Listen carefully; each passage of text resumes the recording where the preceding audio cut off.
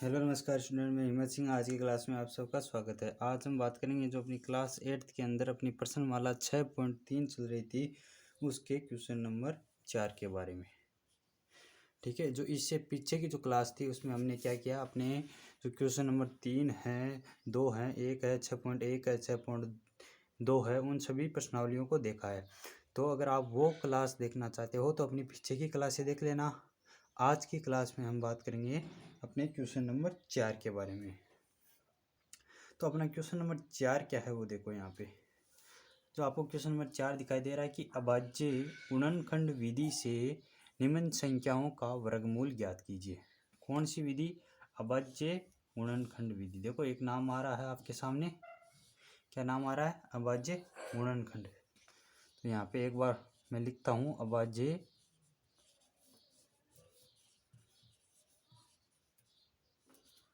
अभाज्य गुणनखंड विधि। ठीक है, अभाज्य गुणनखंड विधि। तो ये कौन सी विधि है? इस विधि से कैसे हम वर्गमूल ज्ञात करेंगे? क्या ज्ञात करना है आपको? वर्गमूल ज्ञात करना है। तो ये किस प्रकार की विधि है? देखो, जैसे मैं एक एग्जांपल लेता हूँ कि 16 का वर्गमूल बताओ। 16 का वर्गमूल बताओ। और हमें पता है 16 का वर्गमूल कितना होता है? 4 होता है। लेकिन इसका हम अभाज्य गुणनखंड विधि से वर्गमूल ज्ञात करेंगे कि 4 कैसे आया। तो यहाँ पे देखो मैंने लिखा 16 के अंदर सबसे पहले हम भाग देंगे।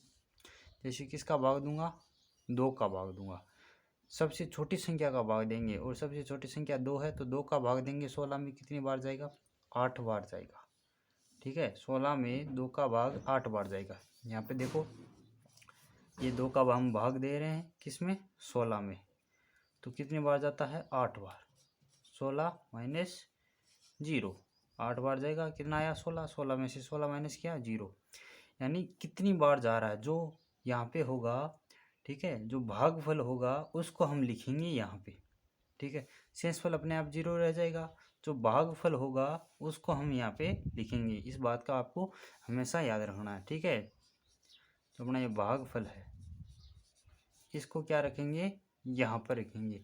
ये होती है अपनी अभाज्य गुणनखंड विधि। ठीक है, तो अब जो भागफल कितना आ गया अपने? 8। 2 का भाग दिया 16 में 8 बार। अब देखो 8 में भी 2 का भाग जा रहा है। कितनी बार जा रहा है? तो 4 बार जा रहा है। 2 चौके 8। वापिस देखो 8 में हम भाग देंगे अपने पास किसका? 2 का भाग देंगे। तो 2 चौके 8। तो 8 में से 8 गया 0। यानी फिर भागफल लिखेंगे अपना 4। 4 में भी 2 का भाग जा रहा है। कितनी बार जाएगा? 2 बार। इसी प्रकार 2 में 2 का भाग कब कितनी बार जाएगा? 1 बार। और तब तक आपको ऐसा करता रहना है जब तक आपको क्या ना मिल जाए? 1 ना मिल जाए। ठीक है, तब तक आपको इस प्रकार करते रहना है। तो अब जो अपना 16 है उसका वर्गमूल क्या हो गया? देखो 16 को क्या लिख सकते हैं हम? अंडर रूट के अंदर। ये जो 16 अंडर रूट के अंदर था इसको हम क्या लिख सकते हैं? तो इसको हम लिख सकते हैं कितनी बार है? 1 2 3 4। 4 बार 2 2 आ रहा है। 1 बार, 2 बार, 3 बार और ये 4 बार। देखो 2 2 2 गुणा 2, 4 बार आ रहा है। अब आपको अंडर रूट में वो संख्या देखनी है जो एक साथ 2 बार आए। तो देखो 1 2 का जोड़ा तो ये बन रहा। ठीक है ना, 2 2 बार है, 1 2 का जोड़ा ये बन रहा। तो 2 गुणा में 2, ये कितना हो जाएगा? 2 गुणा में 2 4। तो 16 का वर्गमूल 4 हो जाएगा। ये विधि कौन सी थी? अपनी अभाज्य गुणनखंड विधि। चलो एक एग्जाम्पल लेके और समझा देता हूँ। अभाज्य गुणनखंड विधि एक एग्जाम्पल और लेते हैं। जैसे 25। आपको क्या करना है? अभाज्य गुणनखंड विधि से इसका वर्गमूल ज्ञात करना है। ठीक है, वर्गमूल ज्ञात करना है। तो सबसे पहले हम क्या लिखेंगे? Under root 25। वर्गमूल का मतलब हम गणित में क्या लिखेंगे? Under root 25। चलो ये लिख दिया। अब देखो हम क्या करेंगे, इधर 25 का अभाज्य गुणनखंड करेंगे। ठीक है, तो अभाज्य गुणनखंड कैसे करेंगे? एलसीएम कैसे लेंगे? देखो सबसे पहले 2 का भाग जाता है 25 में, नहीं जाता। 3 का भी जाता है, नहीं जाता। 4 का भी नहीं जाएगा। 5 का देखो, 5 का भाग 25 में कितनी बार जाएगा? 5 बार जाएगा। 5 25, ठीक है, 5 बार जाएगा। फिर हम 5 का भाग 5 में देंगे, कितनी बार जाएगा? 1 बार जाएगा। एक बार मैं वापस बता देता हूँ, जब तक आपको ऐसा करता रहना है जब तक 1 ना मिल जाए। और दूसरी बात, जैसे ये 25 था अपना, तो मैंने इसमें 25 में भाग दिया किसका? 5 का। कितनी बार गया? 5 25। 25 माइनस 25 कितना हो गया? 0। यहाँ पे देखो, जो ये 5 लिखा है मैंने, वो कौन सा 5 है? तो वो है अपना भागफल वाला। ध्यान रखना, कौन सा 5 है? भागफल वाला। तो हमेशा याद रखना, यहाँ पे भागफल लिखा जाता है, इस बात का हमेशा ध्यान रखना। 5 का भाग 25 में देंगे और 5 यहाँ पे आया तो कौन क्या लिखा जाएगा? भागफल। अब जो रूट के अंदर 125 है, ठीक है, रूट के अंदर कितना है? 25 है। तो इसको और किस प्रकार लिख सकते हैं? 5 गुणा 5, 5 गुणा में 5 लिख सकते हैं, ठीक है। 5 गुणा 5, तो ये देखो 5 5 का एक जोड़ा बन रहा है, तो यहाँ पे अंडर रूट के बाहर क्या आ जाएगा? 5, और यही अपना आंसर हो जाएगा। अगर इस प्रकार जैसे 2 2 के जोड़े बनाने, अंडर रूट में जो भी संख्या आपको मिलेगी उसके 2 2 के जोड़े बनाना, जो जोड़ा बनेगा वो क्या हो जाएगा? बाहर आ जाएगा। तो ये तो थी अपनी अभाज्य गुणनखंड विधि। अगर किसी ने यहाँ तक ध्यान से समझा है तो इस क्वेश्चन में उसको कोई दिक्कत नहीं आने वाली, और जिसने ध्यान नहीं दिया है उसको दिक्कत आने वाली है। तो जो समझ नहीं पाया है तो उस एक बार वापस देख लो, और मैं क्वेश्चन एक एक क्वेश्चन करके आपको करा रहा हूँ, बहुत ही आसान तरीके से। आगे भी आप ध्यान दोगे तो समझ में आ जाएगा। अब देखते हैं अपना क्वेश्चन नंबर 1 देखते हैं।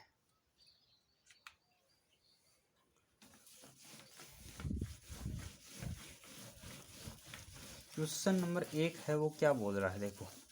क्वेश्चन नंबर 1 है कि अभाज्य गुणनखंड विधि से आपको 729 का क्या ज्ञात करना है? वर्गमूल ज्ञात करना है, ठीक है, वर्गमूल ज्ञात करना है। अब देखो आपको क्या दिया हुआ है? 729 दिया हुआ है, ठीक है। तो इसका आंसर कैसे करेंगे? देखो इसका उत्तर, वर्गमूल लिखेंगे मतलब अंडर रूट में 729। ये अपना क्या हो गया? गणित का लिखने का तरीका, ठीक है। हमें अंडर रूट निकालना है 729 का, ये वर्गमूल का चिन्ह होता है अंडर रूट। तो सबसे पहले हम लिखेंगे 729 का हम क्या लेंगे? एलसीएम लेंगे। अब देखो आपको यहाँ पे कुछ बातें क्लियर होना चाहिए। क्या बातें क्लियर होना चाहिए? कि संख्या को देखकर ये पता लगा सको कि इसमें कौन सी संख्या का भाग जाएगा। तो देखो 2 का भाग किस में जाएगा? जिन संख्याओं के अंत में, यानी कि आखिर में जो इकाई अंक होता है वो कौन कौन सा हो? 0 हो, या फिर 2 हो, या फिर 4 हो, फिर या 6 हो, फिर या 8 हो। इन संख्याओं में से कोई नंबर हो तो उसमें 2 का भाग क्या होता है? हमेशा पूरा जाता है। लेकिन यहाँ पे तो 9 है, इन संख्याओं में से है ही नहीं, इसलिए इसमें 2 का भाग नहीं जाएगा। अब बात करते हैं 3 के नियम की, कि 3 का कैसे पता चलेगा कि इस संख्या में 3 का भाग जाएगा या नहीं जाएगा।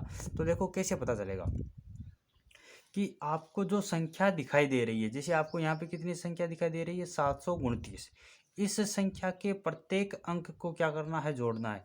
जैसे 729 है तो 7 प्लस 2 प्लस 9, ठीक है। तीनों अंक को मैं जोड़ूंगा, तीनों अंक को जोड़ूंगा तो कितना आएगा? देखो 7 और 2 कितना हो जाएगा? 9, और 9 और 9 कितना हो जाएगा? 18। अब जो आपको मिलेगा अगर उसमें 3 का भाग पूरा पूरा जाए, उसमें 3 का भाग पूरा पूरा जाए तो क्या होगा?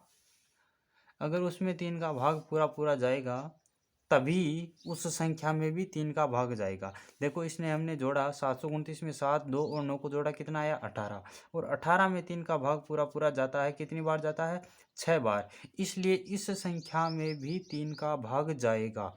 तो सबसे पहले हम देंगे 3 का भाग। देखो छोटी संख्या से स्टार्ट करना है, तो छोटी संख्या में 2 का भाग तो जा नहीं रहा, इसलिए हम देंगे किस संख्या का भाग? 3 का भाग। देखो 3 का भाग देंगे किसमें? 729 के अंदर। तो देखो 729 के अंदर हम किसका भाग देंगे, 3 का भाग देंगे। तो 3 का भाग देंगे, कितनी बार जाएगा, 2 बार जाएगा, 6 आ जाएगा। तो 7 में से 6 गया, कितना बचा, 1। तो यहाँ से हम क्या उतार लेंगे, 2। 3 का भाग 12 में कितनी बार जाएगा, 4 बार, 4 तेरी 12। तो 12 में से 12 माइनस हो गया, कितना बचा, शेष 0। आगे हमने क्या उतारा, 9। तो 3 का भाग देंगे, 9 में कितनी बार जाएगा, 3 बार, 3 तिया 9। ठीक है, 9 आ गया। तो 9 में से -9 किया, कितना आया, 0। कितना आया, जो हम भागफल आएगा वो लिखेंगे। तो भागफल आया है 243। अब देखो 243 में 3 का भाग जाता है, 2 का तो जाने से रहा, क्योंकि 2 का तो अब नहीं जाएगा, अब 3 का जाएगा या 3 से आगे की संख्या का जाएगा। तो 3 का देखो इसमें जाएगा या नहीं जाएगा, 243। हम क्या करेंगे, तीनों संख्याओं को जोड़ेंगे, 2 + 4 + 3, 243 हो गया। इनको जोड़ो, 2 और 4 कितना हो गया, 6, 6 और 3 कितना हो गया, 9। 9 में 3 का भाग जाता है, इसका मतलब इस संख्या में भी 3 का भाग जाएगा।